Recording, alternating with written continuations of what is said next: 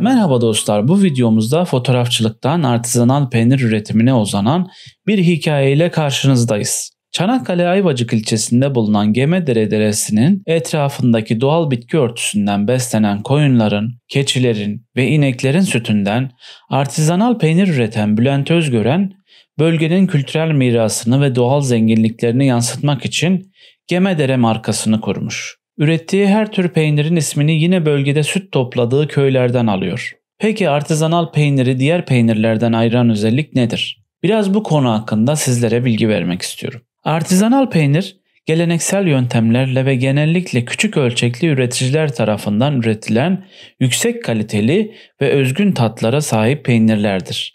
Bu peynirler, endüstriyel üretim süreçlerinden ziyade daha fazla el emeği ve dikkat gerektiren yöntemlerle yapılır. Kullanılan süt peynirin türüne ve yapım aşamasına bağlı olarak farklı özelliklere sahip olabilir. Bu tür peynirler peynir yapımcısının ustalığını ve yerel kaynakları yansıtan zengin ve karmaşık tat profillerini sunar.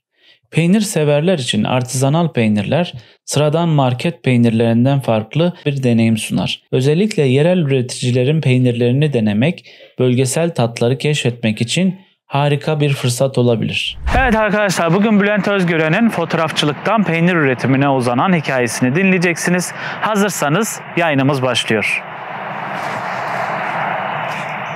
Nasılsınız hocam, iyi misiniz? İyiyim, sağ olun, teşekkür ediyorum. Siz de iyisiniz. Ben de iyiyim, teşekkür ederim.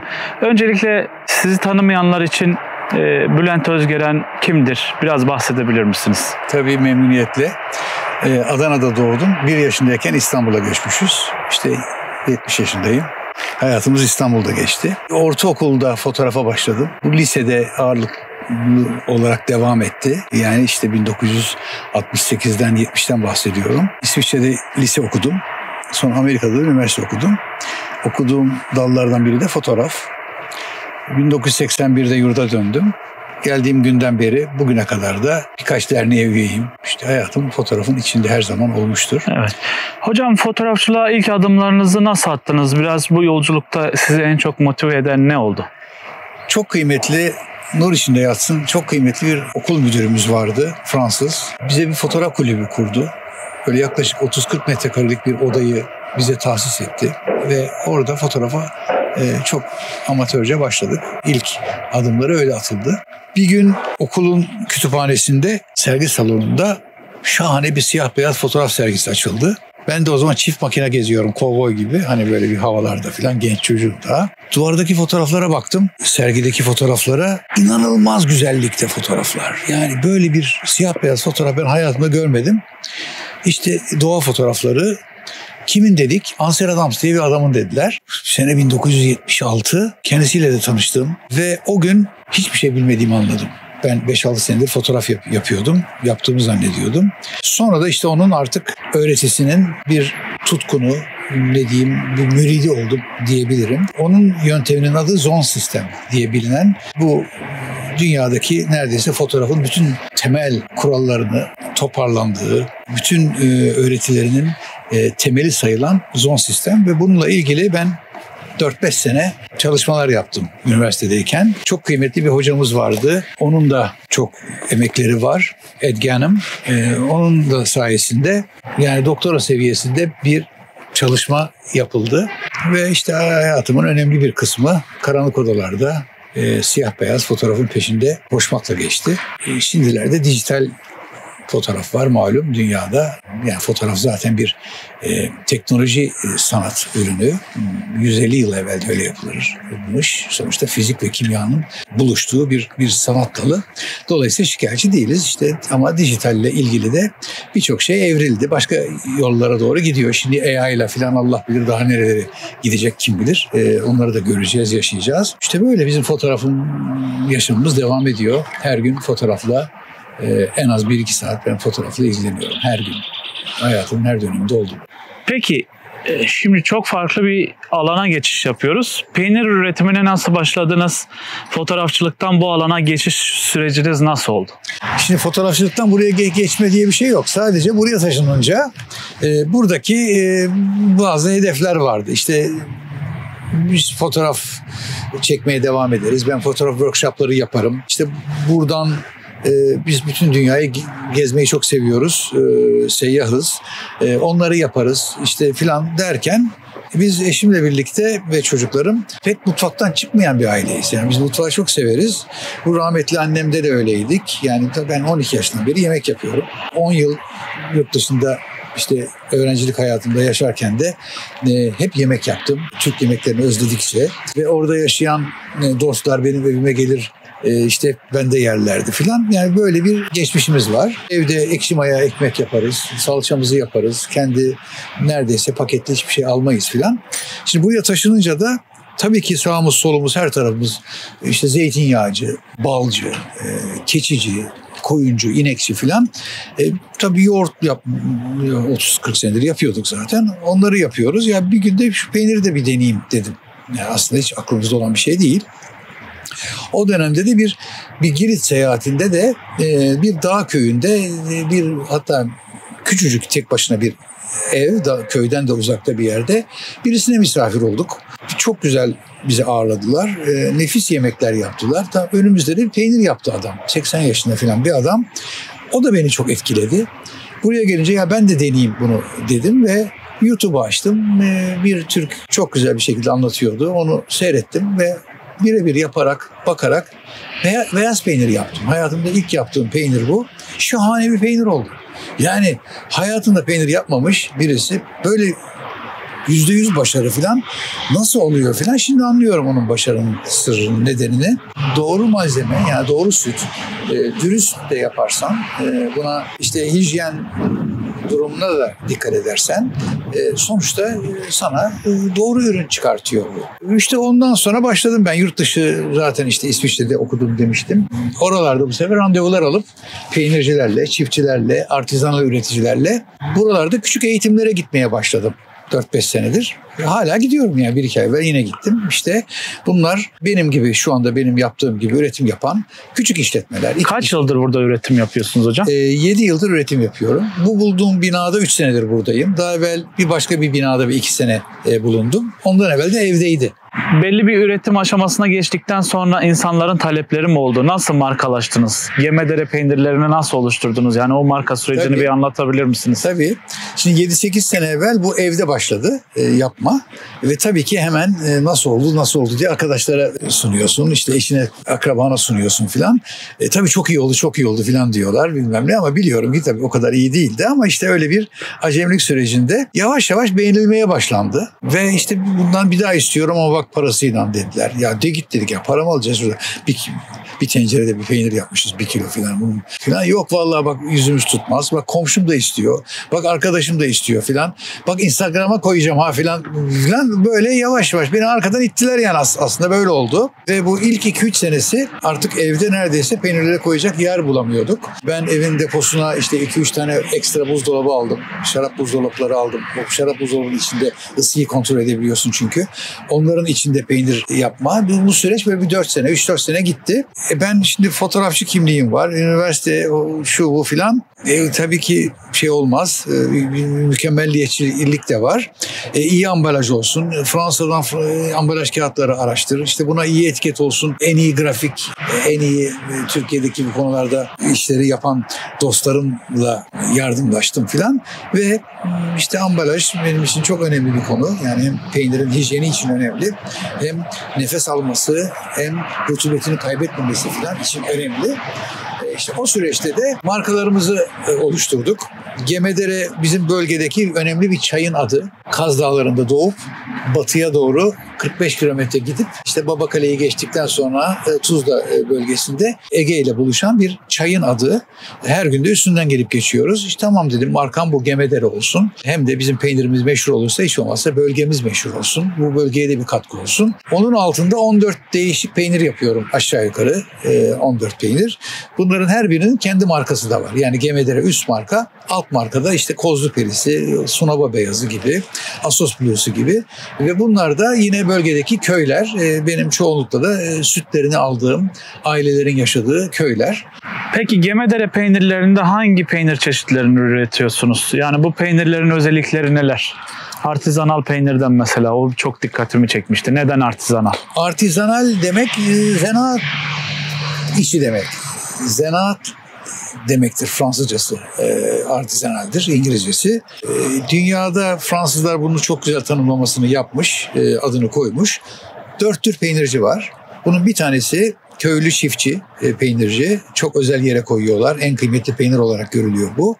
O da işte belli bir alan içerisinde kendi koyun sürüsü veya hayvan işte keçi sürüsü olan ailelerin sütü sağdıktan sonra sütü seyahat ettirtmeden aynı alan içerisindeki bir mekanda elle peynir yapana çiftçi, köylü peynirci deniyor. İkinci sınıf artizanal peynirci, yani ben o sınıfa giriyorum. O da kendi hayvan sürüsü değil ama 3-5 kilometrelik bir uzaklıktan bir iki aileden sütlerini alıp sütü fazla seyahat ettirtmeden, bu sefer fazla seyahat ettirtmeden yine el ile köylü çiftçi peynirci gibi el ile yapana ve kendi bölgesinde satana artizanal peynirci deniyor. Üçüncü sınıf mandıra sınıfı. Mandırayı dediniz mi şimdi değişiyor bu sefer. Kimlik bayağı değişiyor.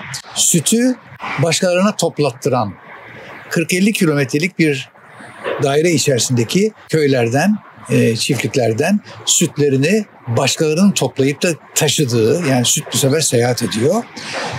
Ve makinalarla, artık el kelimesi de ortadan kalktı. Makinalarla yapıldığı zaman buna mandıra deniyor.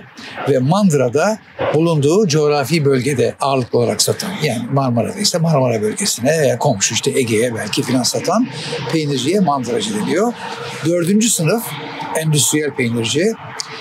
Türkiye'nin her yerinden, her bölgeden sütü tırlarla alıp toplayıcılara toplattıran, bunları standartize eden, yani yağını ayırıp kremasını ayırıp işte bundan değişik peynirler üreten ve makineyle üreten, bunları da bir kontinü bir sistem içerisinde ambalajlayıp bütün ülkeye, bütün marketlerde satana da endüstriyel peynir deniyor. 14 çeşit yaklaşık peynir üretiyoruz. Keçiden, koyundan ve inekten karıştırmadan ayrı ayrı, hepsi bunlar safi inek, safi keçi, safi koyun şeklinde peynirler üretiyoruz. Türk peynirleri de yapıyorum ama ağırlıklı olarak Fransız peynirleri yapıyorum diyebilirim. Bunların arasında beyaz göğeren mantarlı, camembert gibi, brie gibi peynirler var. Blue cheese'ler var, mavi, yani Penicillium Roquefort gibi mavi peynirler var. Bunlar Fransız Roquefort ve İngiliz Stilton formüllerine, reçetelerine uygun olarak yaptığım peynirler var. Hocam o zaman şimdi peynir çeşitlerinden bahsetmişken burada sizin ürettiğiniz hem peynirleri görelim hem üretim yerini görelim isterseniz. Tabii memnuniyetle. Tamam. Memnun olurum. Buyurun.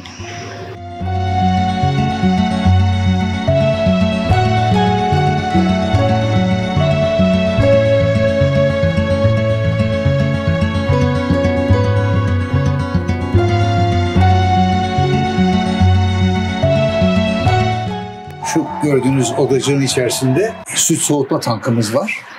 500 litrelik. İşte hem sütü istediğimiz ısıda tutuyor, soğutuyor hem de karıştırıyor. Böylece kreması yukarı çıkmasın diye. Burada 10-12 saat, 14 saat akşam sütü bir zaman geçiriyor. Bu çok kıymetli bir şey peynircilikte. Çünkü o sırada sütteki bakteriler zenginleşiyor, çoğalıyor ve bu bütün batıda yapılan, işte Fransa'da filan peynircilikte çok yapılan bir yöntem. Sonra yandaki odaya bu süt pompalanıyor. Şimdi oraya geçelim istiyorsanız. Tabii.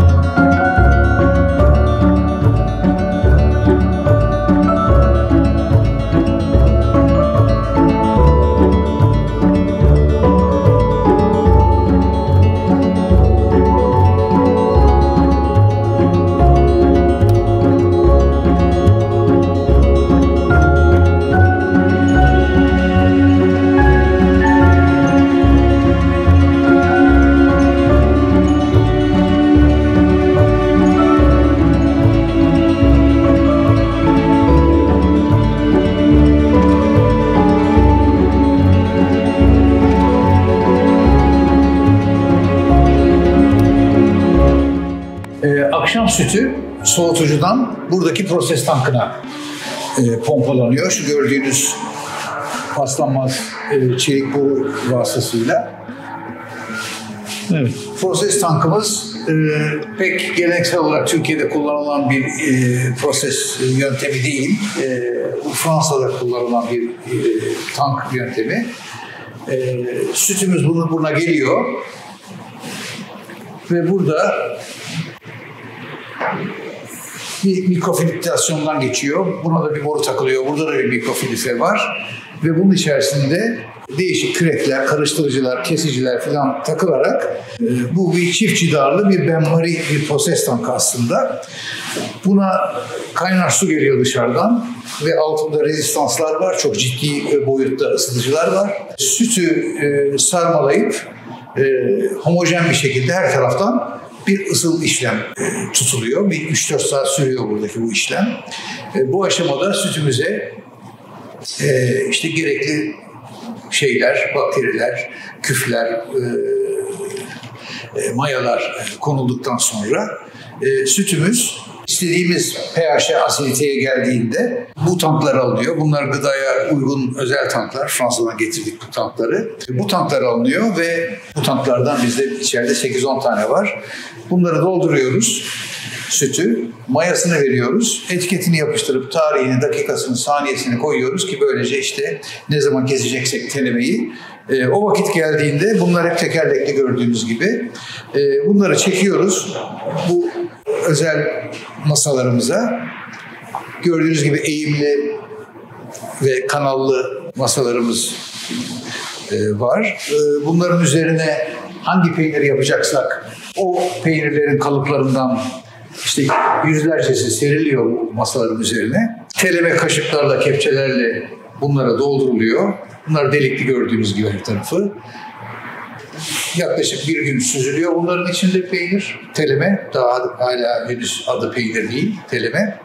Sonra bu ters çevriliyor. Çocukların plajda yaptıkları kum kaleler gibi. Bunu aldığımızda peynir artık katı madde aşağıda kalıyor. Tabii özel matların üzerine koyuyoruz. Direkt masanın üstünde değil. İşte tuzluyoruz. Yaklaşık %2 oranında tuzladıktan sonra peynirleri özel çelik raflara alıyoruz.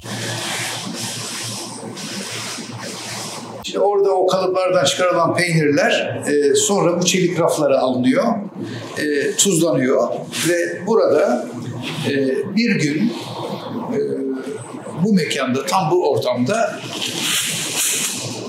hafif kurumaya bırakılıyor. Bu arabalardan bizde belki 20-30 tane var bu şekilde. Bu şekilde alıyoruz ve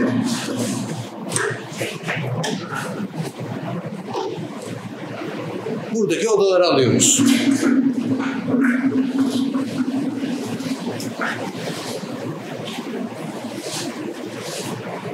Evet, buradaki odalarda şimdi... Buradaki odalarda nem kontrollü burası. Hem istediğimiz nem oranında nem var, hem temiz hava girişi ve kötü hava çıkışı var, hem de soğutucu var. Burada bir taze peynirler 10-15 gün arasında vakit geçiriyorlar. O raflarda gördüğünüz diğer sert peynirler ise işte kimisi 3 aylık, kimisi 6 aylık, kimisi 12 aylık, kimisi 18 aylık böyle yaşlanarak orada olgunlaşmaya devam ediyorlar. Bu taze peynirler 10-15 günlük olgunlaşma süresini geçirdikten sonra bu kez bunları dışarı alıyoruz ve özel peynir kağıtlarına sarıyoruz, ambalajlıyoruz ve sonra da bunlar 4 derecedeki bu soğuk hava odasına giriyor.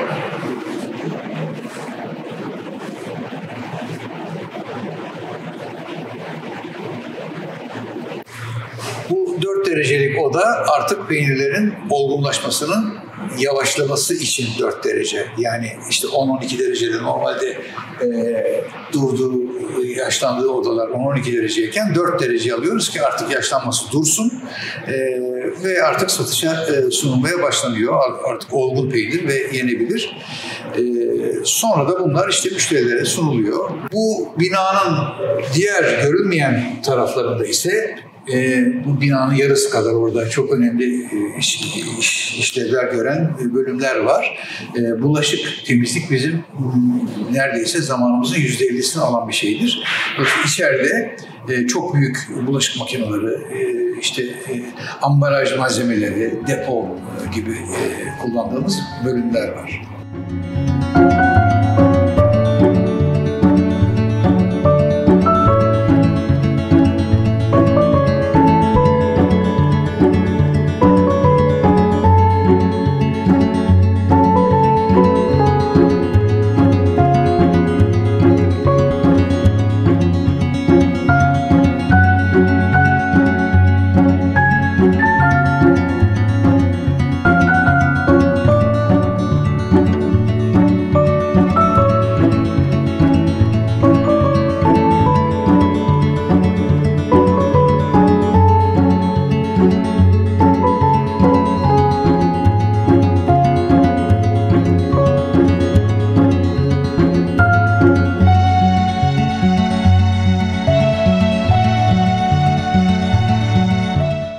Hocam şimdi burada kaç çeşit peynir üretiyorsunuz? Biraz peynirler hakkında bilgi verebilir misiniz? Tabii, memnuniyetle. Yaklaşık 14 çeşit peynir üretiyoruz. Bu pek alışıldık bir şey değil. Bizim gibi artizanal peynir yapanlarda. Çünkü bunun bakterisi öbürüne bulaşır, birbirlerini çok etkilerler. Çok doğru bir şey değil. Genelde dünyada bir tür peynir yapar bir firma, bir aile, öbür aile başka tür bir peynir yapar filan. Ama benimki hobiden gelme peynirci olduğumuz için biz sevdiklerimizi yapıyoruz. Dolayısıyla sevdikçe şunu da deneyeyim, bunu da deneyeyim diye üretmeye devam ediyoruz. Şimdi çok değişik teknikler var bunların içerisinde. Çok net sınıflandırılmış teknikleri var. Yaklaşık 7 tür peynir yapılıyor dünyada. İşte bunlar göğeren, kabuklu peynirler. Bunlar mesela bu sınıfa giriyor. Bunlar Fransız Camembert Brie falan türü peynirler. Sonra mavi blue cheese'ler var. Roquefort türü, Stilton türü formüller. Bu bambaşka bir teknik. Sonra sert preslenmiş peynirler var. Bunlar Alp Dağları'nın Gravieri, İtalya'da Fontina, İsviçre'de Gravier, Fransa'da Abondance, Beaufort gibi peynirler, Saler, Comté, Cantal gibi peynirler yapıyoruz. Koyun peynirleri yapıyoruz. Bu Manchego, Osso Irati veya İtalyan Pecorino formülleri, aynı reçeteler, aynı aşağı yukarı tür peynirlerdir. Keçiden sert ton peynirimiz var. Keçi peyniri yapıyoruz. Kızartmalık Kıbrıs'ın hellim türü peynir yapıyoruz. Bizim kaşar peyniri ve beyaz peynir gibi peynirlerimiz var. Böyle bu seçenek yazın artıyor. Çünkü şu ara keçi sütü yok. Ocak ayındayız. Ocağın ilk haftasındayız. Kuzular yeni doğdu. Bu hafta koyun sütü almaya başladık. Mart ayında, Şubat ayında, Mart ayında keçiler olur, keçi sütleri olur ve Mayıs ayı itibariyle 14 çeşit peynirimiz olur ama şu anda masada gördüğünüz gibi yaklaşık böyle 10-12 çeşit peynirimiz var. Keçiler buna ilave gelecektir.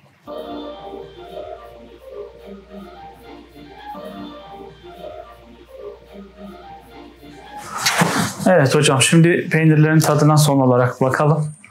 Şimdi şu tadına bakacağımız peynir Fransızların Şampanya bölgesinde Chaours adlı bir peyniri, orada ürettikleri bir inek peyniri bu. Bu 12. yüzyıldan beri yapıla gelen bir peynir. Bundan 300-400 yıl sonra Camembert peyniri yapılmaya başlanmış ama şu anda dünyanın en meşhur peynirlerinden biri de o Camembert olmuş. Bunun pabucu biraz dama atılmış ama bu hala çok sevilen, çok bilinen bir peynir. Ben burada Camembert formülüne göre, reçetesine göre de peynir üretiyorum ayrı. Bu başka bir peynir. Bu laktik sınıfa giren bir peynir. Yani bunu sütü mayalandıktan sonra 18-20 saat de mayalanıyor. 18-20 saat sonra bu peynir kesilip ambalajlanıyor.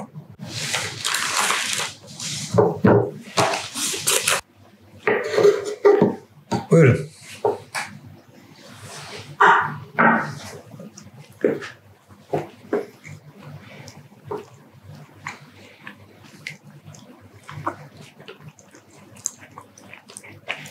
Evet.